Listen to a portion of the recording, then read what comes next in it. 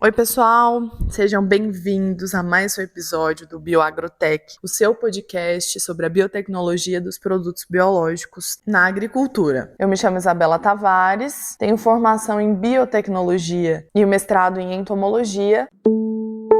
E hoje a gente vai mergulhar em um tema super importante para a agricultura moderna. Na verdade, eu sempre digo que o mais importante de tudo é o básico bem feito e que muitas vezes a gente deixa de lado. E eu coloquei semana passada uma caixinha de perguntas lá no Instagram. Inclusive, se você não segue a gente, o nosso Instagram é @bioagrotech.podcast e a gente recebeu a pergunta do Leonardo, que é um amigo, falando sobre a aplicação dos produtos biológicos, que ele trabalha nessa parte de irrigação, né? E eu achei importante englobar nessa pergunta os tipos de aplicação que a gente pode fazer e que são mais interessantes para cada cultura, para cada produto em si. Então hoje a gente vai falar sobre a aplicação dos produtos biológicos. A gente vai entender as diferentes formas que a gente pode levar esses nossos aliados da natureza para o campo e os cuidados que a gente precisa ter, claro, e com uma forma mais didática e prática,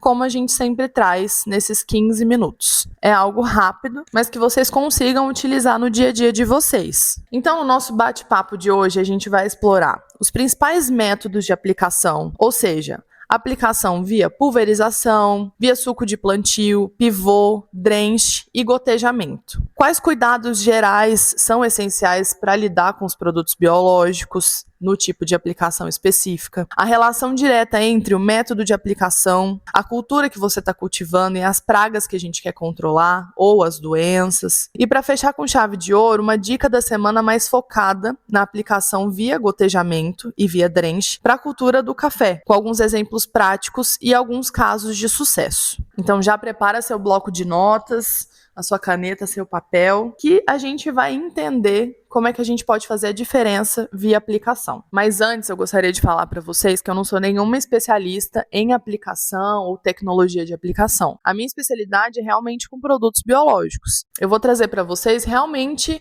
o que eu vivi no campo ou o que a gente conhece sobre isso, né? Algumas pesquisas. Mas se você é especialista nessa área de tecnologia de aplicação, você já deixa o seu comentário aqui, já coloca também a sua experiência, porque aqui é um lugar de troca, em que a gente aprende junto, tá bom? Então vamos começar desvendando os diferentes caminhos que os produtos biológicos podem seguir até chegar ao alvo. Seja esse alvo um inseto, um fungo, uma planta. Então cada método tem sua particularidade, as vantagens e as desvantagens, e escolher o certo é fundamental para ter um sucesso, para que aquele micro-organismo faça realmente o papel em que ele foi designado. Então vamos começar por um bicho de 7 cabeças, que é a aplicação via pivô. Quando a gente fala sobre aplicação via pivô, a gente está se referindo a uma técnica que usa a própria água da irrigação para levar esses produtos biológicos até a lavoura. É como se o seu sistema de irrigação ele se transformasse em um grande aliado na distribuição desses defensivos ou desses produtos que são adicionados ali. Essa técnica ela é muito comum nas grandes áreas, principalmente em áreas de HF, né, que são as áreas de hortifruti. Então, principalmente região de Cristalina, de São Gotardo, em Minas Gerais, em que o pessoal planta bastante alho, cenoura, cebola. Então aqui eles costumam colocar os produtos biológicos também via pivô. E até aqui, em algumas lavouras, o pessoal também usa aspersão ou até microaspersão. Quais são as vantagens de usar o pivô para utilizar esses produtos biológicos? Primeiro, a uniformidade. A distribuição do produto ela é bastante homogênea. Claro, né? Se o pivô tiver todo regular. E ele garante que cada planta ela receba essa dosagem correta. Segundo ponto de vantagem é a agilidade. Você pode aplicar o produto a qualquer momento, em que você já vai fazer uma irrigação, além de algo bem importante, dependendo da lâmina d'água que você utiliza, e isso é bastante relativo para cada cultura. Eu não vou entrar tanto nessa parte, senão a gente vai precisar de bastante tempo para falar sobre, mas os biológicos também gostam de uma umidade maior, de forma geral. Então, o pivô é uma forma que a gente consegue deixar esse solo mais úmido, se o foco for no solo, até a planta mais úmida, e esse micro-organismo se multiplicar, garantindo a umidade necessária. A outra questão é que o pivô ele também ajuda a reduzir a compactação do solo, já que ele diminui o tráfego de máquinas e também minimiza os danos mecânicos à agricultura, especialmente em fases mais avançadas da planta. E o melhor, ele reduz os riscos para o operador também, que aí não tem tanta exposição direta com o produto. Claro que geralmente o pessoal não utiliza só o produto biológico no pivô. Eles colocam algum químico, coloca talvez até uma dose de nutrientes também para a planta para aproveitar a aplicação. E por fim, também tem uma economia significativa dessa aplicação, né? Mas quais são as desvantagens? Então a gente precisa sempre ficar de olho em relação a um recurso que ele é finito, que é a água. Então não são todos os lugares que têm essa possibilidade de ter o pivô. O custo de implantação, geralmente, ele é um ponto a se considerar,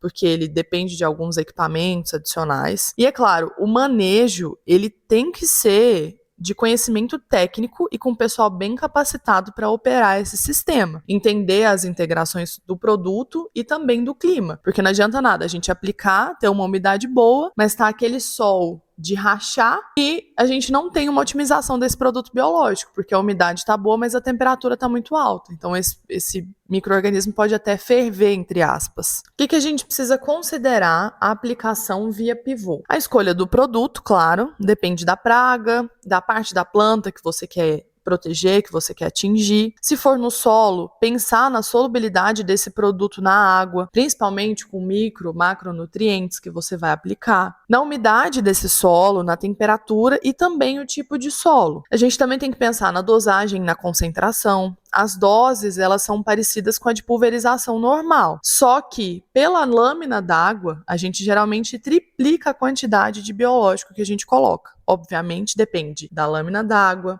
depende do produto que a gente está utilizando, né? Se ele é pó, se ele é líquido, porque a concentração vai diminuir na água, já que o volume de água é muito maior. Outro ponto bem importante é o volume e a qualidade da água que você utiliza. Então, a água ela é o veículo do produto. Se a gente for fazer uma aplicação visando o solo, a água demais ela pode levar o produto para longe desse alvo. E a água de menos pode deixar esse produto na superfície. Outra coisa é a qualidade da água, que inclui o pH. Também é crucial para a eficácia. É importante lembrar vocês que o limiar ideal de pH, claro, depende do micro-organismo, depende da cepa, mas de forma geral é entre 5,5 e 7. Assim o micro-organismo consegue ter uma faixa ideal para multiplicação. Outra questão é a pressão de aplicação e velocidade do fluxo. A pressão ela também pode influenciar na eficácia. E a velocidade do fluxo é mais importante para os produtos solúveis em óleo. Mas lembra lá no azospirilo, bradyrhizóbio, nesses episódios que a gente comentou, pseudomonas, que são micro-organismos que não produzem esporos. Então, a gente tem que tomar mais cuidado ainda quando são esses micro-organismos, porque essa pressão pode afetar essa parede celular, já que eles não possuem essa estrutura de resistência. Se você não lembra, volta lá nesses episódios, tanto de pseudomonas, azospirilo, bradyrhizóbio, que a gente comenta mais a fundo sobre isso. E por último, a questão de compatibilidade. Então é bom sempre verificar se o produto biológico ele é compatível com outros produtos que você pretende aplicar junto. Então a gente já falou sobre micro e macronutrientes, sobre os inseticidas, por exemplo. A gente sabe que, claro, já tem algumas formulações que a gente pode utilizar junto, mas lambda, cialotrina, por exemplo, que a gente encontra em alguns inseticidas, eles podem ser letais para alguns micro-organismos. São muitos pontos importantes a se levar em consideração, né? Eu estava até aqui pensando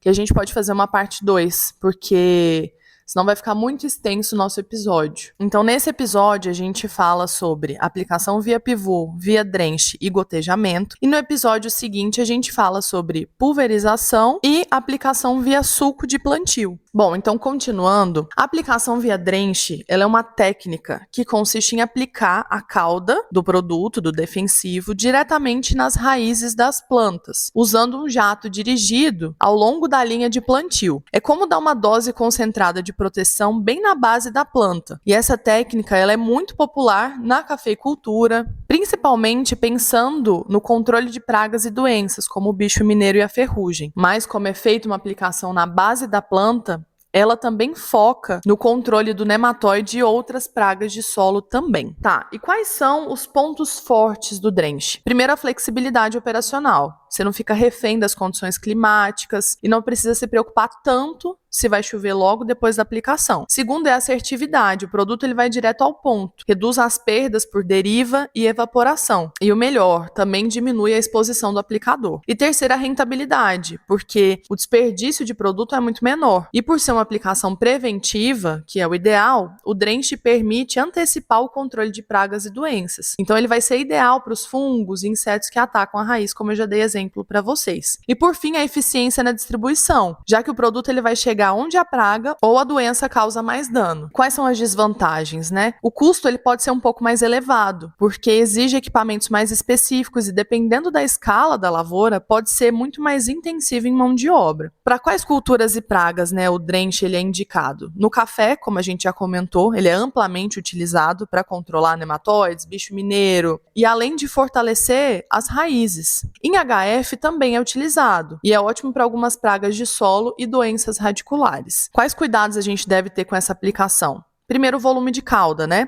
Ajustar esse volume para que o produto atinja a zona radicular de forma eficaz. O contato com o solo também é importante. Tem que garantir que o produto tenha um bom contato com o solo para ser absorvido pelas raízes. A umidade do solo também influencia na absorção do produto. E a formulação do produto, como último ponto de cuidado, porque os produtos biológicos formulados especificamente para Drench, eles podem garantir uma estabilidade e uma eficácia no solo. E a aplicação via gotejamento também é algo interessante, porque além de ser um sistema eficiente para levar a água até a planta, ele é excelente como ferramenta para aplicar os produtos biológicos. A gente chama isso de drip protection. A ideia é entregar o produto de uma forma precisa, gota a gota, diretamente na zona radicular. E por que o gotejamento ele é tão bom? Ele pode oferecer uma eficiência na entrega, levando um produto exatamente onde ele é mais necessário. Mas a diferença via Drench é que ele vai aos poucos sendo entregue para aquela planta. Isso resulta numa redução de perda por deriva também, evaporação, lixiviação e otimiza o produto biológico que gera economia de custos e mão de obra. A uniformidade na distribuição também é bem impressionante, assim. E a flexibilidade, ela permite aplicações em qualquer estágio da cultura, independente do clima. É claro, né? Tem um menor impacto ambiental, reduz a exposição dos operadores, mas é bem importante a gente ficar de olho em tudo isso e entender se realmente é a melhor forma para aquele produto biológico. Quais são os desafios que a gente tem via gotejamento? O custo inicial, que ele pode ser um pouco mais alto para a infraestrutura. Há um risco de entupimento do gotejador, claro. Se o produtor ele já faz uso desse processo de gotejamento, ele sabe quais produtos ele pode fazer a mistura, produtos pó que podem ali entupir de alguma forma, então ele tem que fazer uma mistura de calda muito boa, adicionar um adjuvante, pensando principalmente em dispersar essas moléculas, mas claro que existe uma filtragem também adequada. A qualidade da água também é crucial para evitar problemas, garantir eficácia. E é sempre bom, novamente, verificar a compatibilidade com os produtos biológicos e esse sistema com outros produtos que você possa utilizar junto. Então, tanto a compatibilidade química, que quando os produtos eles são misturados, eles podem ter algum tipo de reação, podem inativar alguma molécula importante de algum produto. A gente pode ter incompatibilidade biológica, em que dois produtos misturados, eles se modificam. Claro que isso é mais para produtos químicos. E eles geram uma nova molécula, pode ser danosa, tanto para a planta quanto para o solo. E nesse caso do gotejamento, a incompatibilidade física também é muito ruim, porque ele pode, na mistura desses produtos, talhar a cauda, que a gente chama no campo, né? Então, deixar aquela calda de uma forma mais grossa, como se fosse um leite talhado mesmo. Isso pode gerar problemas na aplicação. Só trazendo algumas experiências do campo para vocês, tem alguns produtos que o princípio ativo, né, o ingrediente ativo é o mancozeb, e a gente percebe que a utilização dele sem um adjuvante ou aplicando de uma forma muito rápida, ele pode gerar algum tipo de incompatibilidade física, né? Talvez os produtores aí, o pessoal de campo conheça isso também. Então deixa aqui seu comentário, conta pra gente o que você tem observado sobre isso. E quais tipos de biológicos são ideais para o gotejamento? Então são fungos e bactérias, benéficos ali para o solo e para as raízes, como a bovéria, o tricoderma, já são bem utilizados, a pseudomonas como solubilizadora de fósforo. Quais os cuidados que a gente tem que tomar? Primeiramente, filtragem, né? Utilizar um sistema de filtragem de qualidade para evitar esses entupimentos. A limpeza do sistema, fazer limpezas regulares para manter o fluxo adequado de água. A solubilidade, né? Prefiram alguns produtos biológicos com uma solubilidade em água maior, ou seja, produtos líquidos. A dosagem e o tempo de aplicação. Ajustar para que esse produto atinja a profundidade desejada. E o monitoramento, ficar de olho na pressão e no fluxo do sistema para identificar alguns problemas rapidamente. E para quais culturas e pragas o gotejamento é eficaz, né? O café, que é uma excelente tática para nematóides e para outras pragas de solo. Na cana-de-açúcar, para pragas como broca gigante, por exemplo, em frutíferas e hortaliças para o manejo de pragas e doenças de solo, além de também otimizar a nutrição. Vou trazer por fim para vocês a dica da semana, que é a inovação de aplicação de biológicos para o café. A nossa dica da semana, a gente vai focar numa cultura muito importante para o Brasil, ainda mais nesse momento, porque o café está num dos preços mais altos que a gente já viu. Então a gente vai falar sobre inovações, grandes benefícios de aplicação de biológico, via gotejamento e via drenche, que a gente acabou de falar. E essas tecnologias, elas podem realmente otimizar o manejo e a produtividade do seu cafezal. O Brasil é o maior produtor e exportador de café do mundo.